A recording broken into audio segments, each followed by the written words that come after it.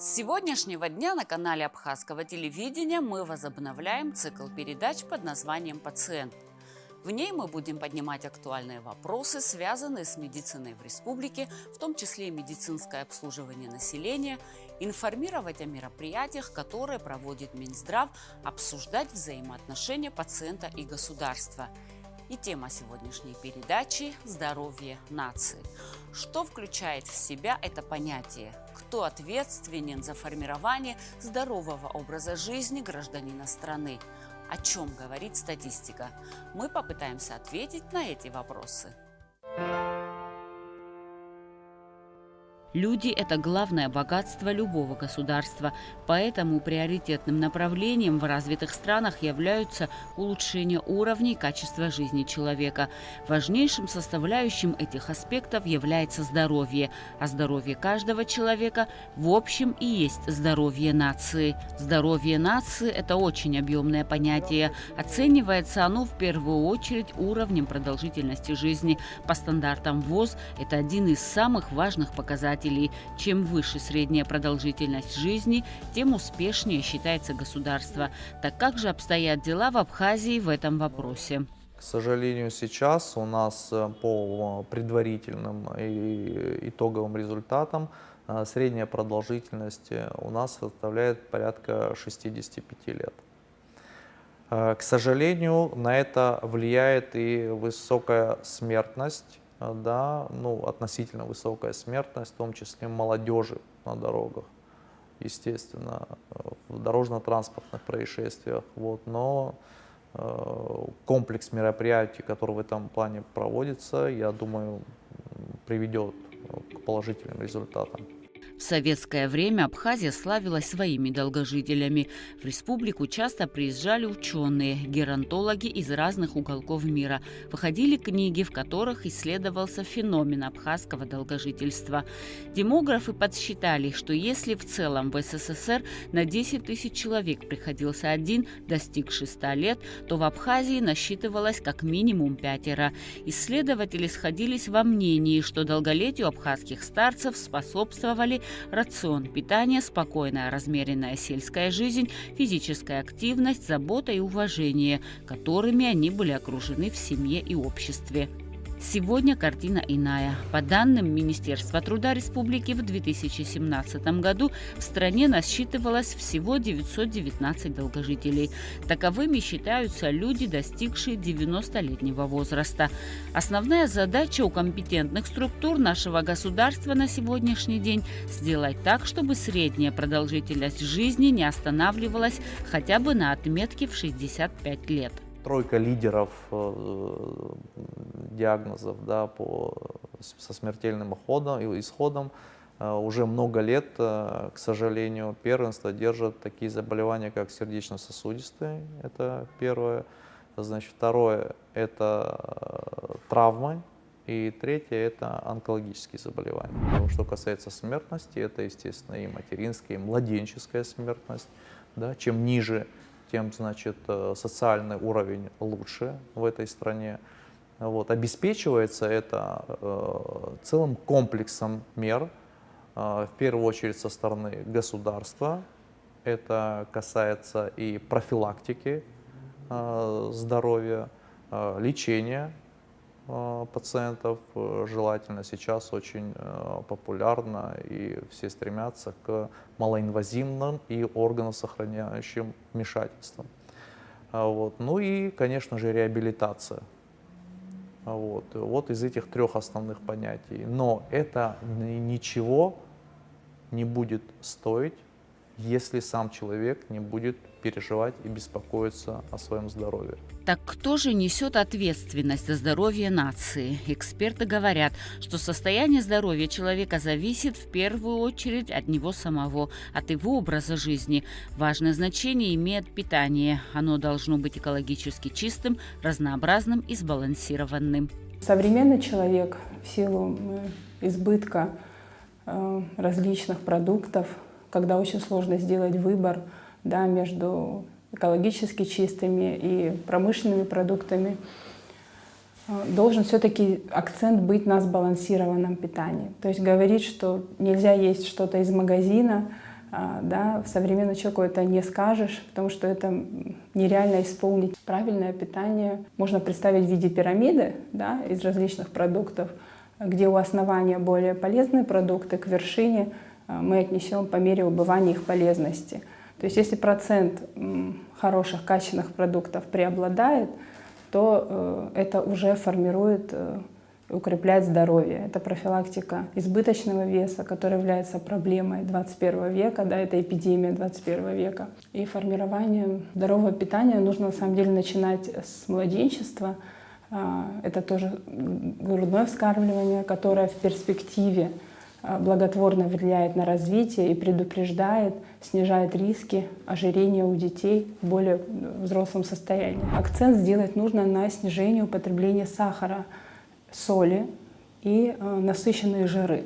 Это все, опять же, жиры промышленной переработки. Снижение сахара и соли в перспективе играет огромную роль в предупреждении этих заболеваний различных, таких как инсульт, инфаркт, сахарный диабет, опять же повторюсь.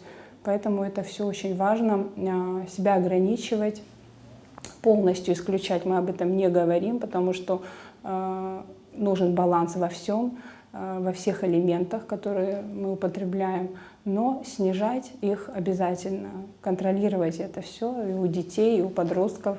В частности, это имеет большое значение в перспективе для здоровья нашей нации. Развитие физической культуры и спорта должно стать особой заботой государства. Именно здоровый образ жизни является ключом к здоровью нации. Человеку необходимо больше двигаться, возможно, специально заниматься в спортзале.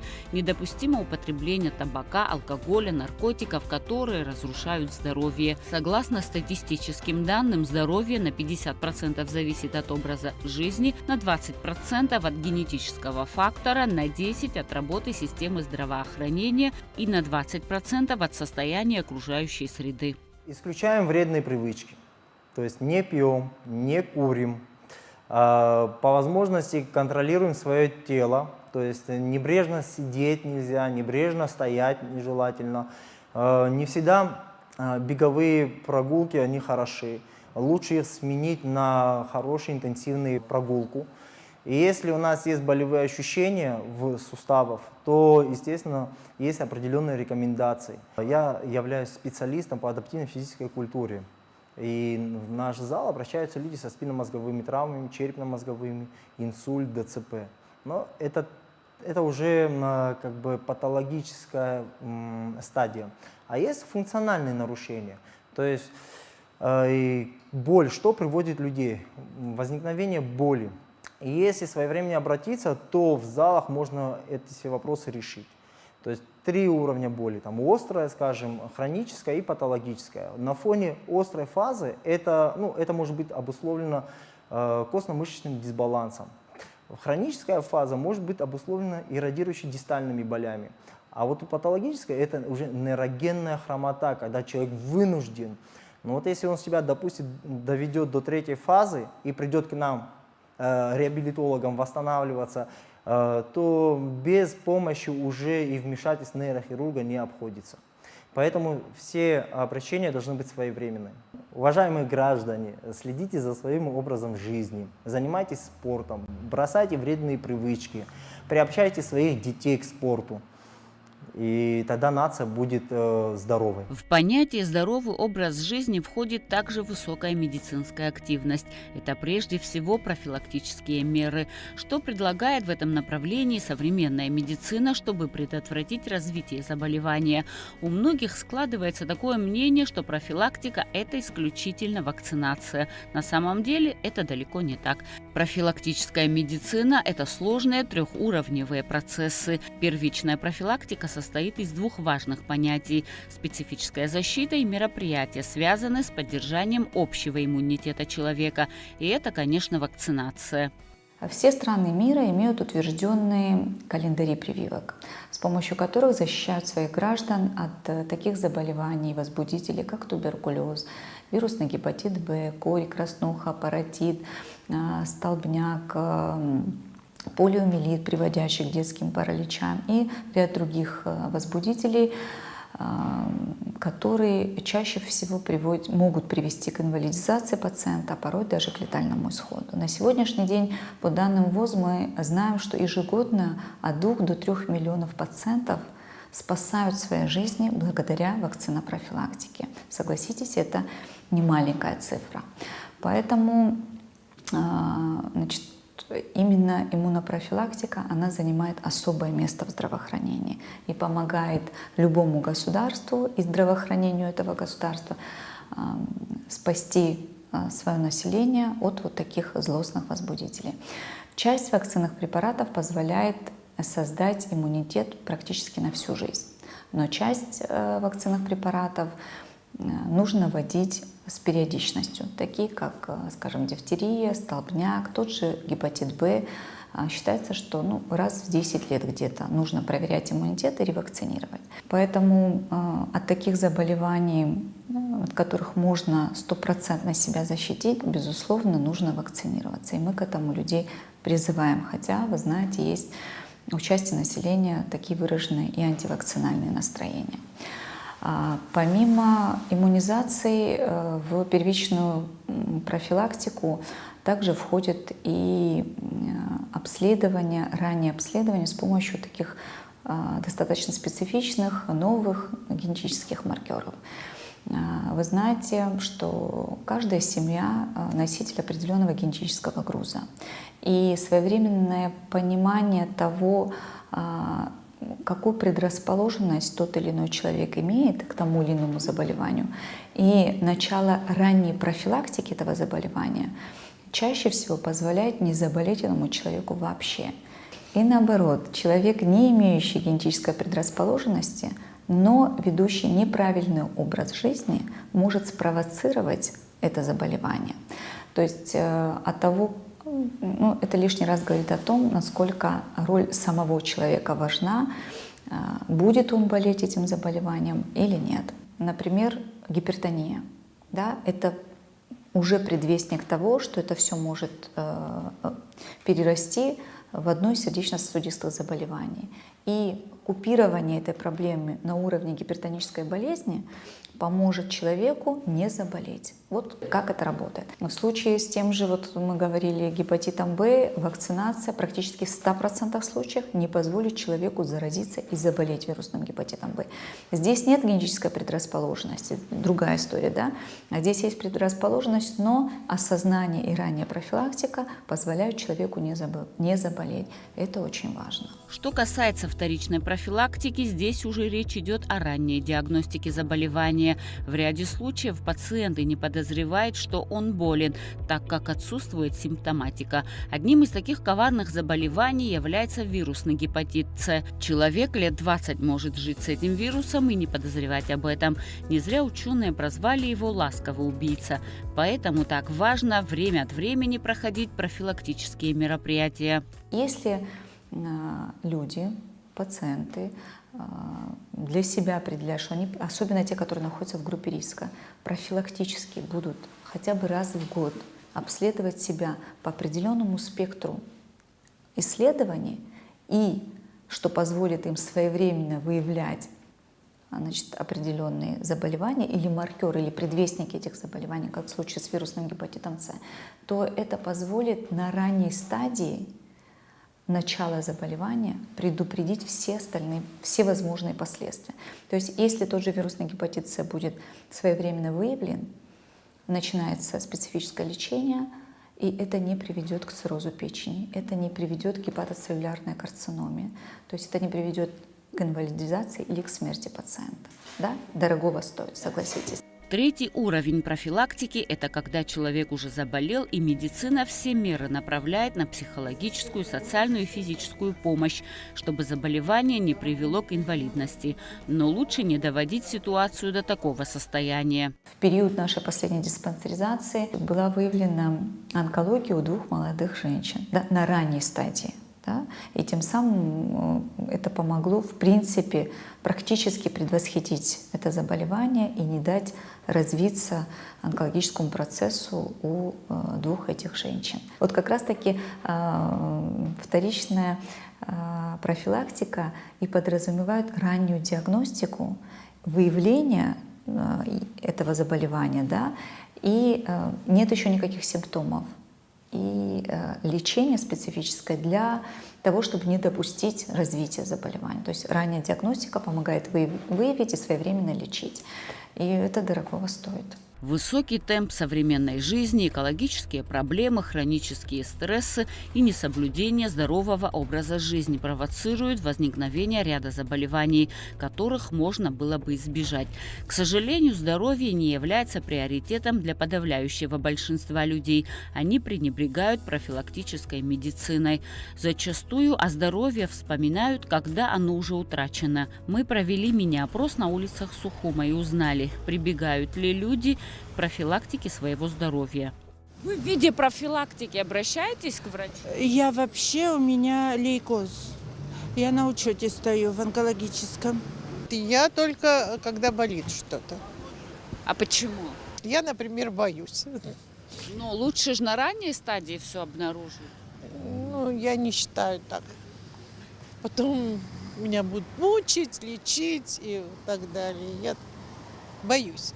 Если у меня еще обнаружат опухоль какую-нибудь, я просто сойду с ума. Скажите, пожалуйста, вы болели ковидом? Да, Как вы перенесли? средняя тяжесть.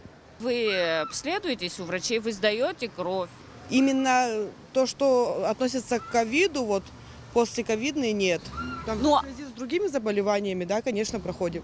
Ну вот, есть такое правило, что к стоматологу нужно обращаться раз в полгода. Вы следуете этому правилу? Дети мои следуют.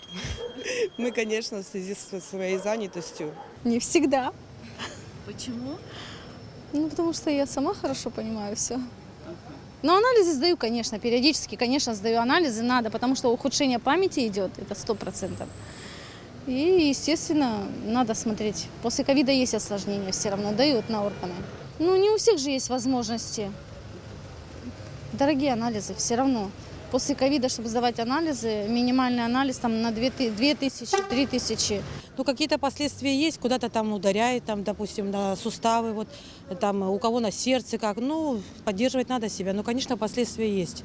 От ковида есть, как говорится. В основном люди как бы стараются где-то что-то как-то самим, как говорится, своим способом. Но мне кажется, скорее всего, проблемы с деньгами. Ну, не знаю. А так ходить надо обязательно. Самолечение, я против этого.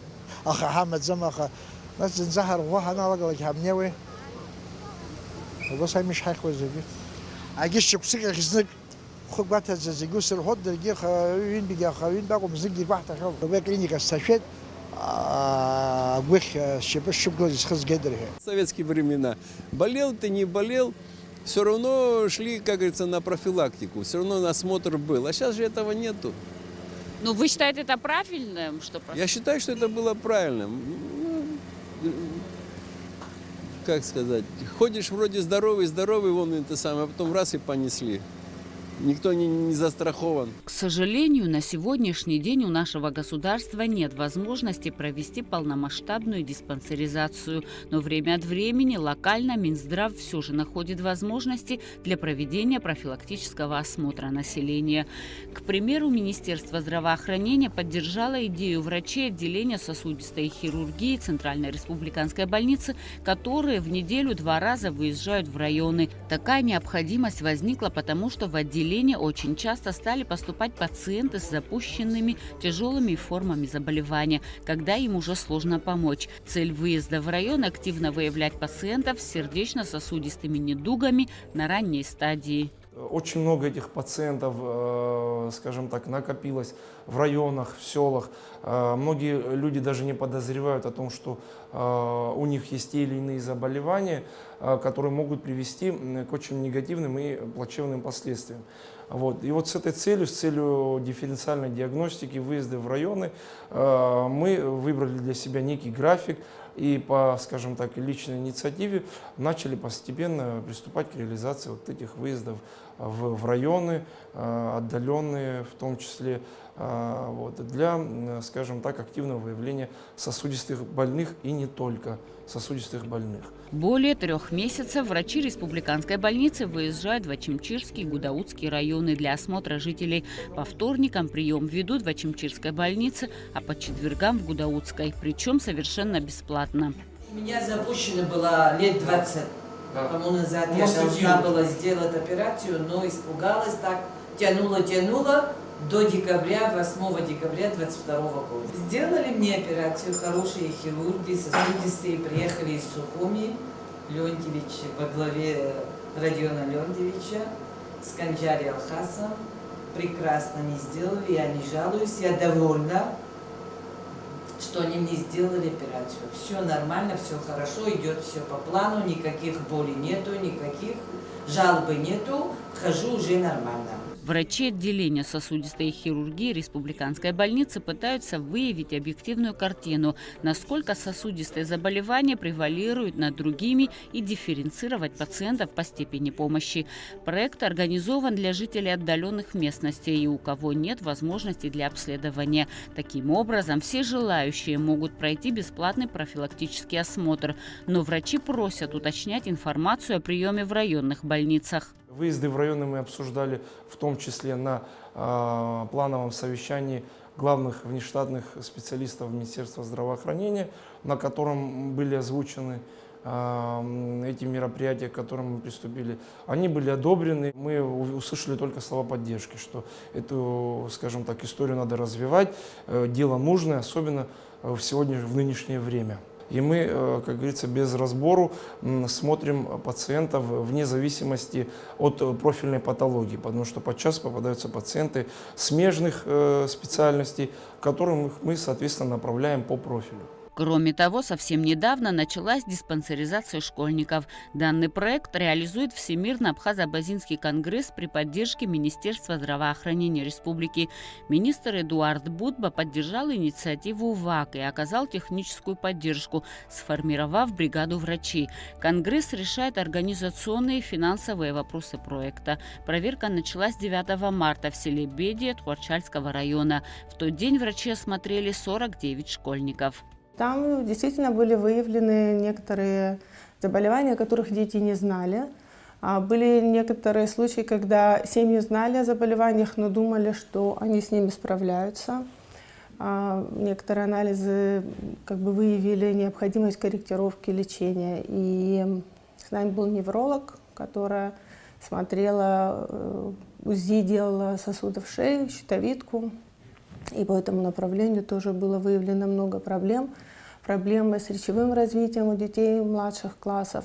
В целом, невролог дала такое заключение, что здоровье детей в младших классах гораздо хуже тех, кто учится в старших классах. То есть наша проблема в том, что у нас рождаются дети, которые начинают, и их все больше и больше во всем мире, не только в Абхазии, которые начинают говорить в 6, 7, 8 лет и говорить достаточно плохо, и с этим нужно работать. Все врачи, которые нас сопровождали, они были предоставлены Министерством здравоохранения. Это люди, которые работают в Абхазии уже много лет. С нами была офтальмолог Фатима Сангуля, которая, кстати, заключила, что у большинства детей есть проблемы со зрением и нужна некоторая корректировка. С нами был лор Лана Эшпа. Сейчас март, это вполне сезонно, но есть некоторые хронические заболевания, которые тоже требуют серьезного лечения. С нами был рентгенолог Аслан Берзения. Мы сделали флюорографию детям старших классов. В младших классах мы делали только если было какое-то показание, и врачи направляли. Но также мы могли делать рентген гайморовых пазух, головы. И были случаи, когда врачи, которые были на диспансеризации, направляли туда, на этот рентген детей. С нами была Альбина Худжава, она детский и взрослый невролог. С ней были 2 ее медсестры, которые в 2 руки делали кардиограммы и отправляли в Москву к врачам, с которыми Альбина сотрудничает, и которые, кстати, нам на безвозмездной основе сделали все кардиограммы всем детям. Альбина, в свою очередь, делала УЗИ шеи, сосудов шеи, щитовидку смотрела. и давала свои заключения. В общем, после того, как все эти врачи осмотрят, главный доктор для детей — это педиатр. Все шли к педиатру Эсме Гуня, и Эсма уже вела такой серьезный осмотр, учитывая все, что сказали предыдущие врачи, и оставляла рекомендации. Мы это, естественно, все вносили, мы фиксировали все, что мы там обнаружили, куда мы направили, какое лечение кому назначили. То есть такая достаточно серьезная работа. Здоровый образ жизни – это не только спорт, питание и своевременный профилактический осмотр. Понятие гораздо шире и включает в себя такие аспекты, как полноценный отдых, активная жизненная позиция, удовлетворенность в работе и семье, физический и духовный комфорт, экономическая и материальная независимость, гармоничная атмосфера жизни. Конечно, в современном мире сложно все это сочетать, тем более в Абхазии с ее непростой экономической и политической ситуациями. Да и война, которая была 30 лет назад, отразилась на здоровье нации, и пандемия коронавируса не прошла бесследно. Но и тем не менее, каждый человек должен заботиться о здоровье, а государство должно создавать ему соответствующие условия. Порой пациенту кажется, что врач ему навязывает какие-то вещи, а это все, безусловно, на благо здоровья этого пациента. Потому что есть предвестники. Если врач их уже нащупал, он обязан дойти до конца, выявить проблему и лечить этого пациента. Но в ряде случаев пациент не возвращается. Не из-за доверия к этому доктору, а из-за халатности к своему здоровью, к сожалению. Да? А на первом месте должно быть здоровье человека и его здоровье, этого конкретного человека. В общем, этим нельзя игнорировать, но мы часто с этим сталкиваемся. По поводу того, что не хотят обследоваться, даже когда предлагается абсолютно бесплатное обследование в рамках предыдущей диспансеризации или каких-то других мероприятий, нам порой сложно пациентов уговорить на это обследование. И с этим мы неоднократно сталкивались. Значит, у нас есть еще большой пласт работы над сознанием пациентов и, возможно, большему доверию к медицине. Без индивидуальной заинтересованности невозможно создать здоровое общество со зрелым и ответственным отношением к здоровью. Только семья способна заложить фундамент индивидуального здоровья, а система здравоохранения республики по мере возможности проводит различного рода мероприятия. Понятно, что не все идеально в нашей системе здравоохранения, но поэтапное решение проблем дает результаты. Это и повышение квалификации сотрудников, и улучшение технической оснащенности лечебных учреждений, и создание различных программ для укрепления здоровья человека. Сама система, отношение к ней, по-разному, вы знаете, по-разному бывает, но в целом, я думаю, положительное. Мне хотелось бы на это надеяться, потому что, во всяком случае, отношение наших коллег-докторов в большей своей части, подчеркиваю, оно все-таки со стороны населения оценивается как положительное. Потому что и по своему опыту, и по опыту своих родных и близких я знаю все-таки, что у нас возможен этот процесс, когда врач относится персонифицированно к пациенту, то есть не как конвейер, а наш доктор, всегда знает, что мы живем в небольшом государстве, и, можно сказать, все друг друга знаем, поэтому отношение индивидуальное, оно возможно, и в большей части это происходит. В больших странах такого, конечно, встретишь редко, гораздо реже, и поэтому я считаю это очень важно. Другое дело, если это касается, допустим, каких-то технических вещей, а не профессионального либо морально-этического характера, то здесь, я думаю, наши доктора гораздо благосклоннее, гораздо лучше и более чутко относятся к пациенту, нежели где бы то ни было. Это мое, может быть, субъективное, но тем не менее мнение. Если бы у вас, допустим, был выбор поехать в Россию? Конечно, я бы с удовольствием, я хотела бы поехать в Германию или в Израиль, но у меня нет возможности. Здесь же вас лечат хорошо, делают все, что нужно. Здесь не все операции делаются, не все процессы здесь не все делают. У меня астма, тяжелая форма, и мне только здесь помогли. Вот в Абхазии, я и в России лежала, и все диагноз мне здесь поставили. Ну, в принципе, мы доверяем врачам, но так как на слуху все чаще ошибок местной медицины, конечно, доверие теряется. Вы думаете, за рубежом не бывает ошибок? Нет, бывают ошибки, но все чаще и чаще ставятся неправильные диагнозы, и врачи не уверены в себе, так как слышится, что они сами отправляют людей за границу. Уникальные врачи, честно говорю, не лукавил, вот правда. У нас есть и хорошие специалисты, и все. Просто, может, у них аппаратуры нету. То, что сделают здесь, и делают анализы, и вообще выезжаешь, когда то же самое. Ну, конечно, а кому не доверять, если как не местным? Первую помощь-то они нам оказывают, там, если есть возможность выехать куда-то. А если нет, то, естественно, наши врачи, не только нашим врачам. Кардиология, травматология, и бжё я не одну хару замя. И бжё лобис без сахнес что-то. И фижу штуку на инфаркт на ногах перенести салхан чазыки сиськи на боссе. Ничего вас никогда не беспокоило? Пока нет. Знаете, как-то опыта не было, с ними не сталкивался, я не могу сказать, доверяю, не доверяю. Это просто уникально. Мы нашли того единственного здорового человека, который никогда не обращался к врачам.